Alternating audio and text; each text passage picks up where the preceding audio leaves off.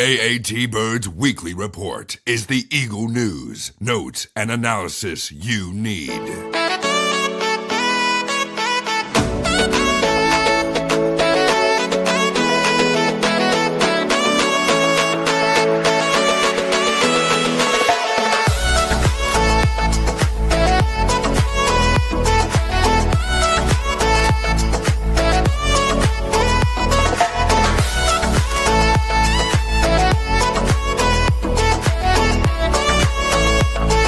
All about the birds, all birds, all the time. And welcome to another edition here and the Eagles 2025 Eagles NFL Draft, basically recap, breakdown, whatever you want to call it. We're going to go through Eagles last 3 days in picks. And it's funny because this actually is the anniversary of the first show for All About the Birds when we break down the Eagles 2020 draft. So it's been 5 years. It's awesome, growing, absolutely love it. But we're talking about the Philadelphia Eagles 25 draft and the prospects that they drafted to Philadelphia. And listen, it's, day three, there was day two, they made the one pick and then they traded twice and then they did some more trading and doing a lot of different things here. But Howie was doing himself, man. I want to start it off here. We'll start off with the first two picks and talk about them because those were Jahad Campbell. We didn't really talk too much about because when we did our breakdowns for offense and defense, we talked about guys who were going to be in the range for the Eagles. Right. I never thought Jahad Campbell was going to be in the range. I thought he would go in the teens. But unfortunately, he fell, and we had spoken to how Daniel Jeremiah put him at 32 and looked like he was dropping a little bit like that. And, I'm totally fine with that because he drops to the Philadelphia Eagles, and they get an absolute stud player here. I can't wait to see him in this defense, how Vic is able to, mold him into something, whether it's on the edge, inside, basically all over the place. And that's what I'm really excited to see. And then, of course, we have Andrew Makuba, which I know you want to talk about because, listen, we can't not talk about the kind of player he is. But the first two picks, the first 2 days, what is your feel on what the Eagles did? Because you can also put in there how their trade backs, and they added another pick to their 2026 haul that they already have projected 12 picks next year, which we know they're not going to have 12 picks. There's going to be more maneuvering. But what do you think of their first 2 days? Because those are the first two picks here, and Campbell and Andrew Makuba. Yeah, I mean, I think it's Jahad Campbell was a huge surprise to me. I mean, we didn't, like you said, we didn't even talk about him during our draft prep shows because we didn't think, A, we would draft an off-ball linebacker, and B, we didn't think that he'd be in the range for us to strike anyway. But I remember talking to you after our last show saying, hey, man, like he would be a great fit for like a Todd Bowles or, in Minnesota or someone with a heavy blitzing scheme. He's got great pass rushing prowess. Look, we raved about him as a talent. We just didn't think he would be a realistic option for us. So the fact that Howie was able to change his ways and draft a linebacker for the first time since 1979 was a huge shock. I'm pleasantly surprised. I think he's a terrific player. I know it's probably an easy comp or lazy comp as an Eagles fan, but he reminds me a lot of Zach Bond. And I think a lot of the traits that he has and the ways that Vic is going to look to deploy him. I think he's the way that Howie talks about him too, in his pass rush prowess, blitzing from depth, gives them options to run some pretty cool sim pressures with Bond. The thing with Bond this year is when they didn't run a true 5-man front with Jordan Davis, they would come out in a nickel front, right? That 4-man front. And when they wanted to stop the run or show a 5-man look, they drop Bond down from his off ball to the line and kick in either Nolan or Sweat, whoever may be there. There was a point in the season where you and I talked about like, hey, is this going to become predictable? Like who's dropping down when they want to start that 5-man front? A guy like Jihad Campbell gives you that optionality to kind of switch it up, right? Bond can stay in that true linebacker role, and Campbell can come down and set that 5-man front. So there's some really cool things that they can do with him. I'm really, really excited about that pick. Doesn't hurt that he grew up an Eagles fan, and he's obviously fired up to be here. The passion he brings after each tackle is pretty cool. I don't know if you guys haven't watched him. I think he's legitimately pumped after every tackle, which is going to be something super fun to see here in Philly. So love the pick. Did not see it coming, but obviously linebacker is a big priority in Vic's defense. And then Makuba, did you wanted to get into him as well? Yeah, I think it's something that we should, get into. You talk about Andrew Makuba and, essentially what he does in the back end there. Like he's a player that is a ball hawking type of safety. Kind of, it's a reminiscent of what CJ Gardner-Johnson gives you what he gave you for the Eagles, being able to, intercept passes, make cause turnovers. What was able to do, and I think like from Makuba, his versatility that he can come down and cover in the nickel, in the slot. He could go back. He can cover. Like there's so many different things, and his frame. He could add another 7 to 10 pounds and be over that 190, 195 area and be totally fine. Like I know some people question a little bit with his size, but I don't question it at all. Like watching him play on the field and what he did. And listen, he went to Clemson, played 3 years, I believe 3 years at Clemson, and then transferred to play at Texas. So like he's got the makeup. He's played on top programs. He played against top teams. It's not like he's the lights are gonna be too big for him. Like he laid out the quarterback for Georgia. That hit was awesome. I retweeted that a couple times. Yeah, listen. He's not afraid to lay the wood. I'm not worried about that. I think it's legit to have some concern about his size and being able to withstand the way that Vic wants the safeties to play. But he reminds me so much of CJ, and we talked about it on our pre-draft show when we talked about defensive backs. He's got the same skill set as CJ, but he's probably, I don't want to say percentage, but he's a lot better in coverage than CJ, right? I think that was our biggest gripe with him while he was here. Sure, he made a ton of turnovers. He had some amazing run fits, especially on third downs, which Makuba has shown that, right? He's shown that he can be a ball hawk. Yep.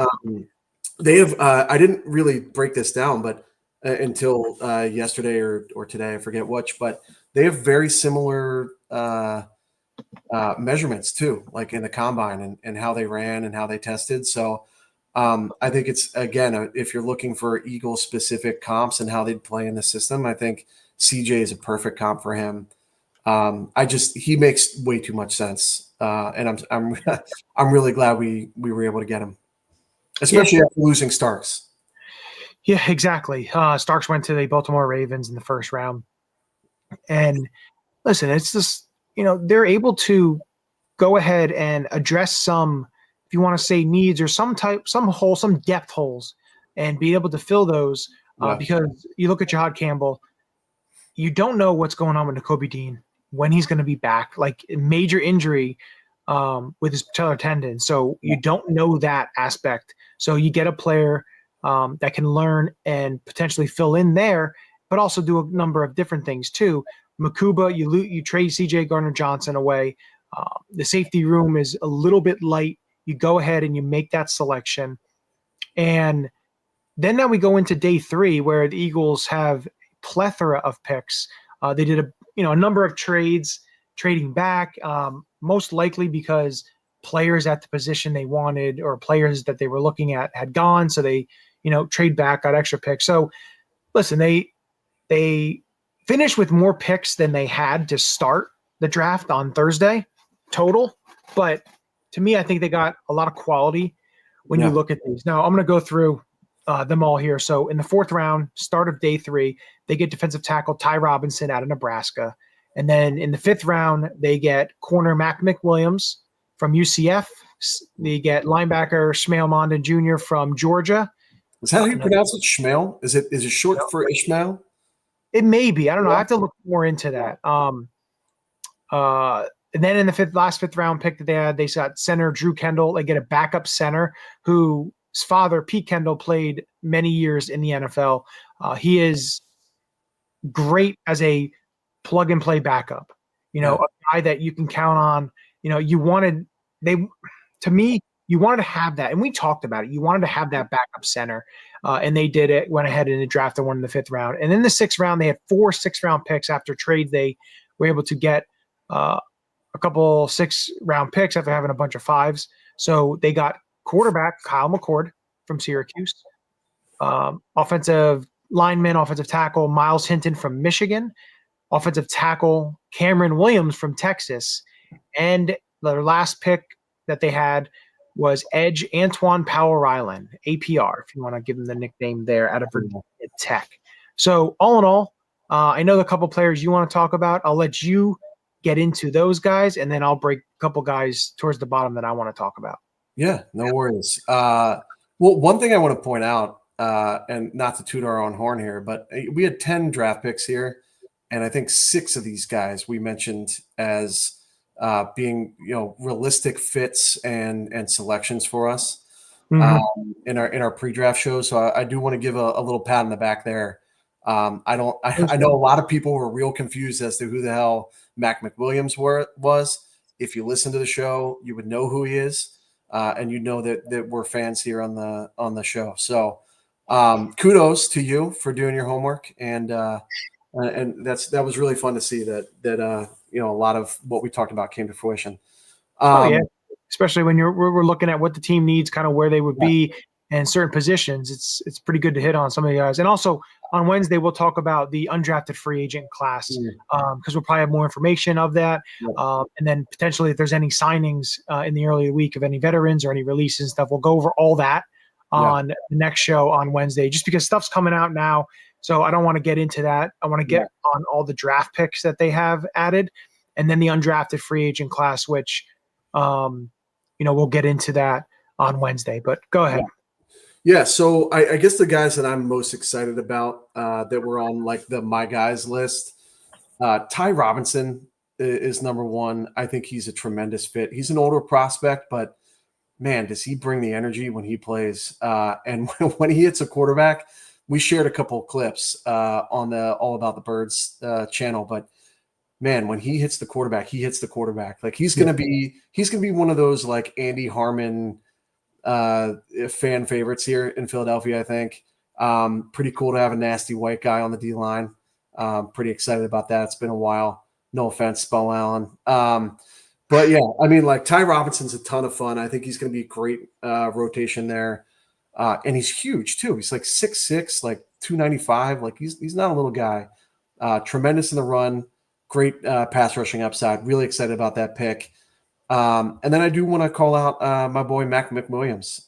That's the one I was most proud about when we were talking about our pre-draft research here.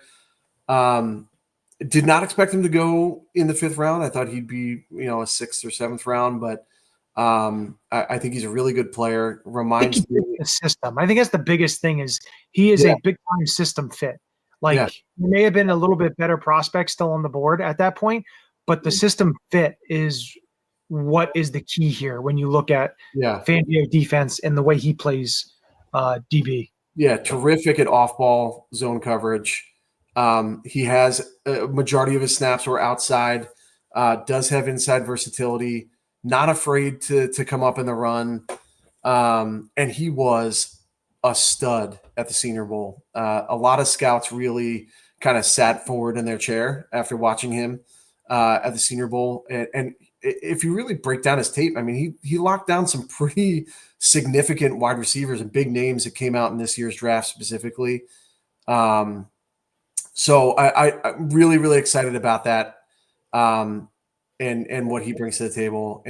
And one thing I will point out is that a lot of these guys have tremendous RAS scores. Like I know a lot of people were giving me shit for harping on those RAS scores. You'd be hard pressed to find anybody that we drafted that wasn't at least an 8.0. Well, So I want to bring something up too that I thought was funny. Eagles didn't draft any of their top 30 visits. Like there was so much stuff made about how, their top 30 visits, how they like to take from that and everything. And you start to see a lot of division rivals taking a lot of the top 30 visits. Yeah. And Eagles don't draft any of their top 30 visits. Did they kind of do like a switcheroo? They did meet a bunch of these guys at different parts of the offseason, but you're right. I don't think any of them were – I'm looking through my notes here. Like I know they met with Makuba at the Combine. They met with Mac McWilliams at the Senior Bowl. But they didn't have any of them in on the top 30 visits, which to me was interesting because usually they pluck a few guys that they've had in and they didn't take any. Yeah, I don't know if that was by design or if that was just they kept sniping our guys. Like I'm like 100% positive they were going to take Jalen Travis at 130. Yeah, and the Colts came in at 127 and sniped him, and they inevitably traded back to 145. But yeah, that's an interesting stat, especially all offseason. We talked about how, hey, 30 visits are important. They always draft one. So yeah, good point. But taking a look at the rest of the guys they got, like Kyle McCord, I think is a great pick because he is a developmental quarterback, kind of like when you took Tanner McKee. Yeah. Late a couple of years ago. You want to get a quarterback who's going to come in, is going to learn, can be that third string quarterback and just sit there and soak in everything. Look at Sudfeld. Yeah. And if you haven't watched like Gruden's QB camp with him, watch it. It's pretty good. He's a character, man. He's a character. And he's got a pretty live arm too. From the area, went St. Joe's Prep. So he played at Ohio State and then transferred and went to Syracuse. But he he's a guy that I like it. I like the pick to get, like, you want to be able to develop. And I think the thing is this, you don't want to have to sign backup quarterbacks and pay them the type of money that you can just get out of developing a late round draft pick and not have to spend that money. And you can use that money elsewhere. And I think that's a massive key because you have a starting quarterback making so much cap-wise and the contracts that you start seeing with these starting quarterbacks that you want to be able to get and groom these other quarterbacks on your roster so they're low. You don't have to pay them as much. Look, Kenny Pickett was here. He was low cost, but then they just flipped him. And they flipped him, and they don't have to pay the last year of his of course the 5th-year options not going to be, but I mean, like, you don't have to pay that over $1 million. You have cheap options now in that quarterback room. So I think that was a good pick. I love the Cameron Williams pick, right tackle for Texas. He played, came out too early. He should have stayed another year because he probably would have been at worst a day 2 pick. He's got the size. He's 20. I think he's only 21. He'll be 22. So he's super young kid. And then, of course, APR, Antoine Powell-Ryland. Listen, 16 sacks last year. To me, I think it's great to have a player like that. Like, kind of like the JLX Hunt. Like, to me, he's a guy that has the speed off the edge. Like, he doesn't have to start right away. We're not worried. It's a 6th-round pick. He can be molded. And I think that's great when you look at this draft is you have guys late. Like this draft wasn't superstar laden, but there was a lot of quality players in terms of starting ability players in this draft. And I think the Eagles were able to come away with a couple there. Like Drew, like we talked, Drew Kendall, you get that backup center that you desperately needed because you don't want to be maneuvering the offensive line. Mondon Jr., you get that linebacker who played at a high class college, big time school. He's played with some of these guys. Where did he play? Georgia. He's another dog. Dog. But like, I love the Powell-Ryland pick, and I love the Cameron Williams pick. Like those two picks, those last two picks, I thought were great. When you take a look at this roster and you take a look at this team, you have a Cameron Williams who can sit behind a Lane Johnson and learn, and he's super young and he's super raw. That you have he can be molded by a Jeff Stoutland, and then you have Powell Ryland who can sit behind these other guys. Like he can play some special teams, but he can work his craft, and maybe he turns out to be a very talented player. Listen, they got Trent Cole in the 5th round years ago. Like you can find high quality talent in the later rounds. The Eagles have done it plenty of times. So that's what I like about this the was last a edge class too. Yeah. So like in these types of classes, and how he has shown his patience when you have a strength in the draft, sometimes he goes for upper echelon player within that strength of the draft, but other times, most of the time, it seems like he tries to wait for later rounds to pick a strength in the draft because he's getting better value, right? So he attacks the upper echelon of weaker positions and then takes a middle of the pack edge rusher, for example, in this particular draft, who turns out to be someone that would be like a 3rd round pick in any other draft, right? So I think you had tremendous value with those two picks, like you said. APR, as I'm refusing to call him anything else, he had 28 sacks in 2 seasons. We were just talking about that. Yeah, that's insane. There's three players that have ever done that, and one of which is Chase Young, and I think the other one was Myles Garrett, if I'm not mistaken. So it's pretty good company, man. At the very least, he'll be able to contribute as a situational pass rusher. And then, like I said, we were saying beforehand, before we came on here, Cameron Williams, if he comes out next year, he's probably a 3rd round pick. Yeah. Right. If not higher, depending on how the season goes. So ability to make it higher. You're essentially getting him a year early, which is awesome. And I think it's great that they announced Drew Kendall as a center guard. Mm-hmm. I think one of the problems they had last year with I'm drawing a blank on his name, the center that we drafted. Dylan McMahon.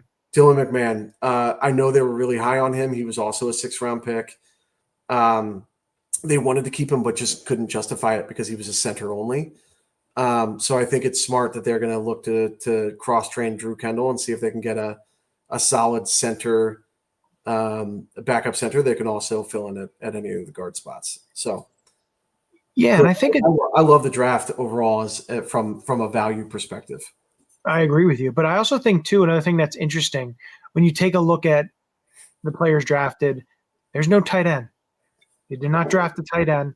I know Ian Rappaport talked about that they want to, try to keep Dallas Goedert, which Goddard has no guaranteed money left on his deal. So you're going to have to guarantee him some money. You got to figure something out there because you didn't draft a tight end. And the tight end, you can't just go ahead and just trade him and expect the guys you have behind him and Calcaterra, Harrison, Bryant, Grayson, like expect those guys to just pop up and, give you the productivity because that doesn't happen, in my opinion. And unless you were to deal them and you're able to get a tight end like a Cole Kmet or a Michael Mayer or something along the lines of that, who are younger and potentially can give you the quality play, then I'd think about that. But otherwise, I think the best option may be to maybe give him some guaranteed money and let him play the last year of his deal. Yeah. But we'll see where that goes. I'm sure we'll have some more clarification in the coming days. What about both? Also, you have to look at potentially with the undrafted class, potentially veteran free agents. They may cut a few players. You may see a trade here or there. So there's a lot of and that's across the league because you're going to see players get cut all over the league because they've drafted potential replacements or guys that they feel could prove a lot more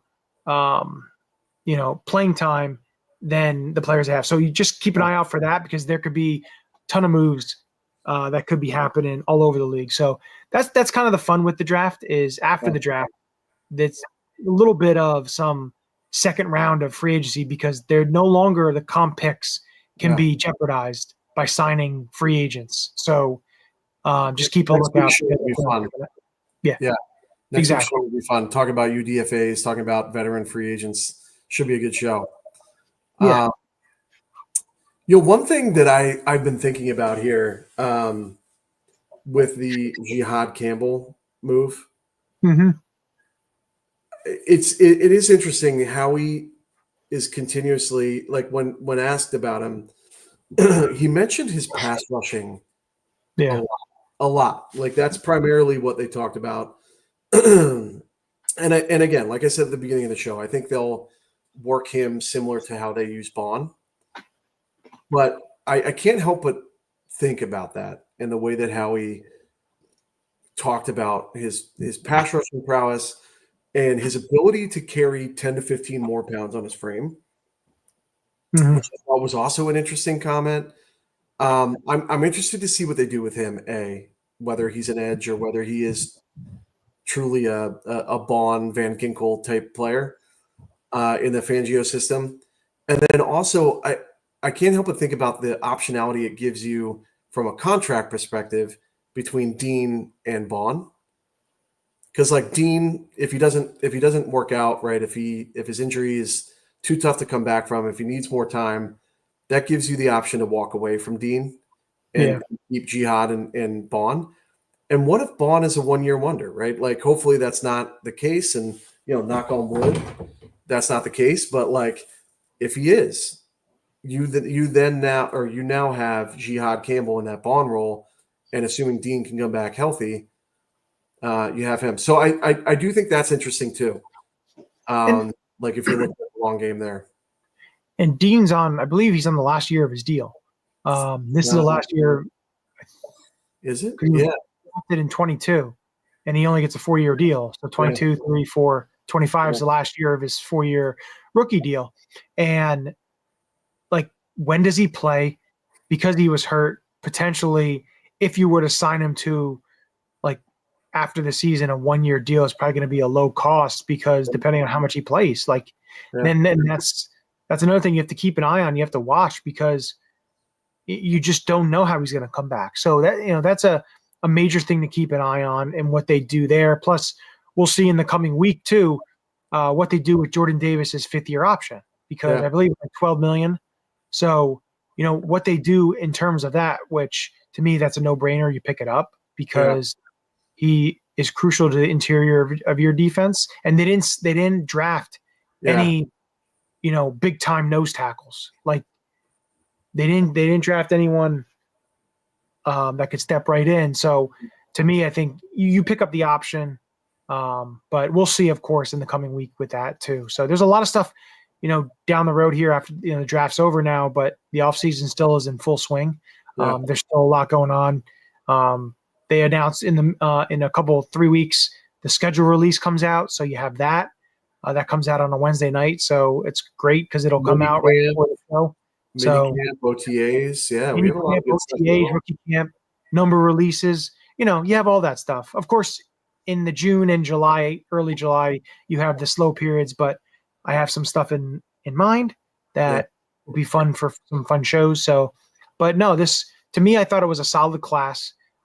They were able to fill some depth on the roster here. And again, we'll see what happens in the coming days. But for me, I enjoyed what they did. I liked some of the players, the upside some of these players have. And, Super Bowl champions roll on. That's what we do. Let me ask you a quick question. Who, in your opinion, after having the time to look at this draft class, who is the biggest loser and who is the biggest winner that is currently on the Eagles roster after looking at this draft? I want to pull up. Let me see here. I'll tell you right now. You say the biggest winner and biggest loser? I think the biggest winner is Dallas Goedert. Yeah, I'd say so. So to me, that was kind of it. Now. Yeah, exactly. The biggest loser. Let me take a look here. Let's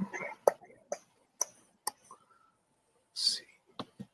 Just trying to see who they drafted and where they are. I'll give you a couple. I think, I mean, and he was already a big loser before the draft, but I think Bryce Huff. I was gonna say, what are you gonna say, Bryce Huff? Yeah, after APR, and the moves that we made in general, right, with Uche and Ojulari. I think he was already a loser before the draft, but I think this is a pretty clear indication that they're okay to move on from him if he doesn't produce or make any strides in the offseason. Yeah. I think Sidney Brown might be a little bit of a loser here too. That Makuba pick, that's a high draft pick to spend on a safety. And he's not exactly, Brown has not always been the favorite from Vic Fangio. I mean, it was hard for him to get on the field. I mean, even I was going to say Matt Pryor, just because they drafted Hinton and Williams. He was a loser before he got on the. Well, we know that. Sorry, Chip. But yeah, another guy I would say probably DTR could be considered one, just because you drafted a young quarterback there, and you're coming over in a trade. Yeah. Even a guy like Louis Seen. Yeah. Like, or potentially, like, I would assume McCollum is more. Yeah, I probably would say McCollum. But also, you take a look too. Now we'll get into it next show, but there's a handful of undrafted safeties coming in too. They loaded that safety room. Max and Hook, baby. Yeah. Another exciting white coming in. I'm just saying, there's Sean Taylor's brother, Gabe Taylor. We'll get into that. There's some reported amazing UDFAs. Yeah, we'll get into all that. With the UDFAs, like Matt Pryor and Kendall Lamb, like when you draft 2 tackles and then you sign undrafted free, like just some of these veterans. Well, and again, we'll see. Again, when we come on Wednesday, a couple of these guys could already be cut. So, like, there's decisions to be made. And again, they only had I think 8 or 9 spots for undrafted free agents. Now, the undrafted free agents could be reported, but again, there's maneuvering that they could do. They could have 11 or 12 reported, and then once they make a couple moves, they get to fill the guys on the roster and stuff like that. So, we'll get into that. If you see the post, make sure you're following everywhere on X, Instagram. Make sure you're subscribing on the YouTube channel here. Tell them about the contest or the prizes. Oh yeah, well, when the subscribers keep going up, once we get to every 1,000, we're gonna do a giveaway, and the giveaways could range to really anything. Could be a jersey giveaway. It could be really anything. A bobblehead. It could be anything. Gear. It could be. You never know. If we reach a certain number, it could be tickets. Or a helmet. Helmet. These helmets. Who knows? Yeah. We could. Tons of giveaways. So make sure you're subscribing, telling your friends. The more subscribers we have, make sure you're following all the platforms, because once we hit the subscribers, what I'm going to do is go to one of the different platforms and going to randomly pick a follower, whether it's subscriber, follower, anything. So just make sure you're subscribing and getting us to those levels.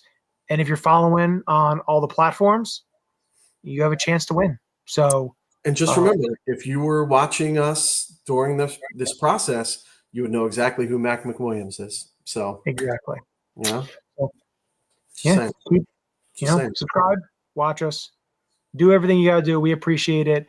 Follow the content. We'll be posting. So we appreciate everything everyone does, all the followers, all the people who like the posts, repost them, everything. We appreciate it. But with that, we always end it with 2 special words, and that is go Birds. Go Birds. This is Matt Ware. Hey, for all the Eagle content you need, go follow All About the Birds. They do a damn thing. Check them out. Hey, Eagles fans, I may be in Tampa, but I know where to find the best Eagles content out there. Check out my friends at All About the Birds.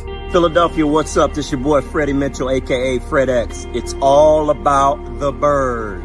All birds all the time. All birds all the time. All About the Birds provides you with weekly analysis, game recaps, informative interviews, and it's all birds all the time.